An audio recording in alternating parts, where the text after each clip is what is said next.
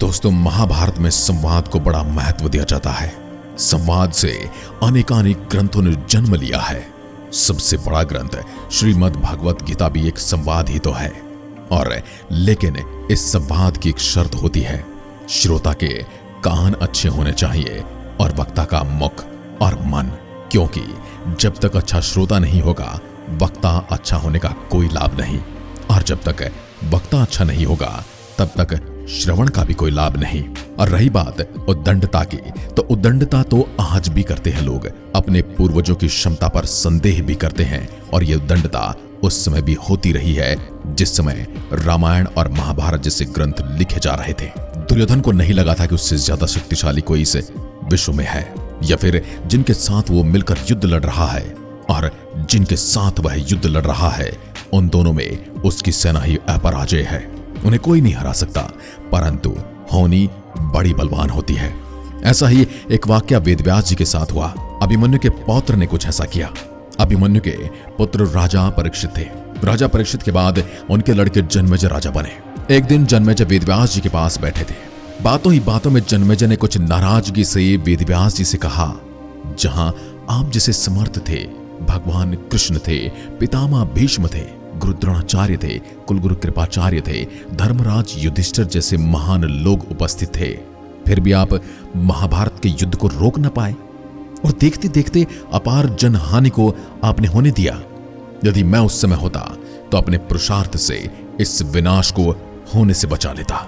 ऐसा आप अक्सर सोचते होंगे, अगर मैं उस जमाने में होता तो ऐसा कर लेता। लेकिन जब आपके जमाने में बहुत कुछ हो रहा होता है, तब आप कुछ नहीं करते। ऐसा ही हाल जन्मेजय का था। अहंकार से भरे जन्मेजय के शब्द सुनकर व्यास जी बड़े शांत रहे और उन्होंने मुस्कुराते हुए उससे कहा, पुत्र, अपने पूर्वजों की क्षमता पर शंका न करो। यह विधि द्वारा निश्चित था, जो बदला नहीं जा सकता।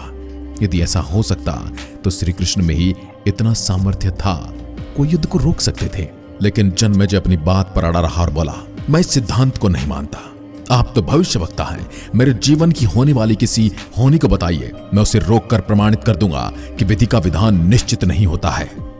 वेदव्यास जी ने कहा, पुत्र, यदि तुम यही चाहते हो तो यही सही। और सुनो, तुम्हारे जीवन में क्या होने वाला है जिसे तुम चाहकर भी बदल नहीं पाओगे। कुछ वर्ष बाद तुम एक घोड़े पर बैठकर शिकार करने जाओगे। दक्षिण दिशा में समुद्र तट पर पहुंचोगे। वहां तुम्हें एक सुंदर सी स्त्री मिलेगी, जिसे तुम महलों में लाओगे और उससे विवाह करोगे। मैं तुमको मना करूंगा कि सब मत करना, लेकिन फिर भी तुम ये सब करोगे। इसी के बाद उस लड़की के कहने पर तू यज्ञ भी करेगा। मैं तुमको आज ही चेता रहा हूं, उस यज्ञ को तुम वृद्ध ब्राह्मणों से कराना, लेकिन वह यज्ञ तुम युवा ब्राह्मणों से कराओगे। और तब तक जन्मेजय ने हंसते हुए व्यास जी की बात काटते हुए कहा, मैं आज के बाद काले घोड़े पर ही नहीं बैठूंगा, तो ये सब घटनाएं घटित ही नहीं होंगी। व्यास जी ने कहा, ये सब होगा, और अभी आगे की सुन। उस यज्ञ में ऐसी घटना घटित होगी कि तुम उस रानी के कहने पर उन युवा ब्राह्मणों को प्राण दंड दोगे, मृत्यु दंड दोगे, जिससे तुम ब्रह्म हत्या का पाप लगेगा और तुम्हें कुष्ठ रोग होगा, और वही तुम्हारी मृत्यु का कारण भी होगा। इस घटनाक्रम को यदि रोक सको तो रोक लो। वेदव्यास जी की बात सुनकर जन्मेजय ने सावधान रहना शुरू कर दिया।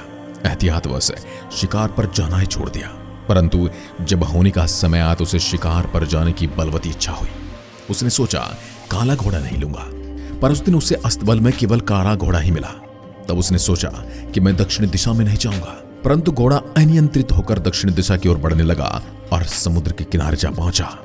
तब उसने एक सुंदर स्त्री को देखा और उस पर मोहित हुआ। जन्मेजय ने सोचा, इसे लेकर महल में तो जाऊंगा, लेकिन विवाह नहीं करूंगा। परंतु उसे महलों में लाने के बाद उसके प्यार में पड़कर उससे विवाह भी कर लिया। फिर रानी के कहने पर जन्मेजय द्वारा यज्ञ भी किया गया। उस यज्ञ में उसने युवा ब्राह्मणों को ही बुलाया। उसने ये मान लिया था कि मैं ब्राह्मणों को मृत्युदंड दूंगा ही नहीं, यदि कुछ ऐसा होगा उसे बर्दाश्त कर लूंगा। लेकिन रानी की किसी बात पर युवा ब्राह्मणों को हंसी आने लगी। रानी क्रोधित हो गई और रानी के कहने पर राजा जन्मेजय ने उन्हें प्राण दंड दे दिया। फलस्वरूप उसे कोढ़ हो गया। अब जन्मेजय घबरा गया और तुरंत व्यास जी के पास पहुंचा और उनसे उसके जीवन को बचाने की प्रार्थना करने लगा। वेदव्यास जी ने कहा कि एक अंतिम अवसर तेरे प्राण बचाने का देता हूं। मैं तुम्हें महाभारत में हुई घटना का श्रवण कराऊंगा, जिसे तुम्हें श्रद्धा एवं विश्वास के साथ सुनना होगा। इससे तेरा कोढ़ मिटता जाएगा। परंतु यदि किसी भी प्रसंग पर तूने अविश्वास किया तो महाभारत का प्रसंग रोक दूंगा और फिर मैं तेरा जीवन नहीं बचा पाऊंगा। याद रखना, अब तेरे पास ये अंतिम अवसर है। अब तक जन्मेजय को व्यास जी की बातों पर पूरा विश्वास हो चुका था, इसलिए पूरी श्रद्धा और विश्वास के साथ श्रवण करने लगा। व्यास जी ने कथा आरंभ की और जब भीम के बल के प्रसंग सुनाए गए, जिसमें भीम ने हाथी को सूंड से पकड़कर उन्हें अंतरिक्ष में उछाल दिया, वह हाथी आज भी अंतरिक्ष में घूम रहे हैं, तब जन्मेजय अपने आप को रोक नहीं पाया और बोल उठा, यह संभव नहीं हो सकता। ये कैसे संभव हो सकता है? मैं नहीं मानता। कोई इतना बलवान कैसे हो सकता है? व्यास जी ने महाभारत का प्रसंग रोक दिया और कहा कि पुत्र, मैंने तुम्हें पहले ही समझाया था कि अविश्वास मत करना, क्योंकि यहां रत्ती भर भी झूठ नहीं है। परंतु तुम अपने स्वभाव को नियंत्रित न कर पाए, क्योंकि यह होनी द्वारा निश्चित था। फिर व्यास जी ने अपनी मंत्र शक्ति से आह्वान किया और वह हाथी पृथ्वी की आकर्षण शक्ति में आकर नीचे गिरने लगे। तब व्यास जी ने कहा, यह मेरी बात का प्रमाण है। जितनी मात्रा में जन्मेजय ने श्रद्धा विश्वास के साथ श्रवण की, उतनी मात्रा में वह उस कुष्ठ रोग से मुक्त हुआ। परंतु एक बिंदु रह गया और वही उसकी मृत्यु का कारण भी बना। कहते हैं पहले भाग्य लिखे जाते हैं, उसके बाद शरीरों का निर्माण होता है। कर्म आपके हाथ में है, लेकिन उसका फल आपके हाथ में नहीं है। किसी एक व्यक्ति को राम राम कहने पर आपको दूसरी ओर से भी राम राम सुनने को मिल सकता है, परंतु वही शब्द किसी आदमी को बुरे लग सकते हैं, जो कि आजकल चलन में आपको देखने को मिल ही जाता है। गीता के 11वें अध्याय में 33वें श्लोक में श्री कृष्ण अर्जुन से यही तो कहते हैं, उठ खड़ा हो और अपने कार्य द्वारा यश को प्राप्त कर। यह सब तो मेरे द्वारा पहले ही मारे जा चुके हैं, तो तू केवल निमित्त बना है। होनी को टाला नहीं जा सकता, लेकिन अच्छे कर्म व ईश्वर नाम जप से होनी के प्रभाव को कम किया जा सकता है।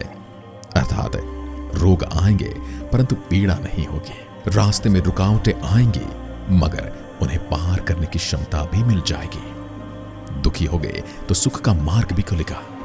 इसलिए निरंतर कर्म करते रहना चाहिए और फल की चिंता नहीं। हाँ, बुरे कर्म का फल भी बुरा ही होगा और अच्छे कर्म का फल भी अच्छा ही होगा। तय है और इसे कोई बदल नहीं सकता। भले ही कुछ समय के लिए ऐसा लगे कि अच्छे लोगों के साथ बुरा होता है, नहीं, परंतु अंत हमेशा भले का भला ही होता है। आज की वीडियो में बस इतना ही। अगर वीडियो पसंद आए तो लाइक कीजिए और ऐसी वीडियोस के लिए चैनल को सब्सक्राइब जरूर करें। धन्यवाद। जय हिंद, जय भारत।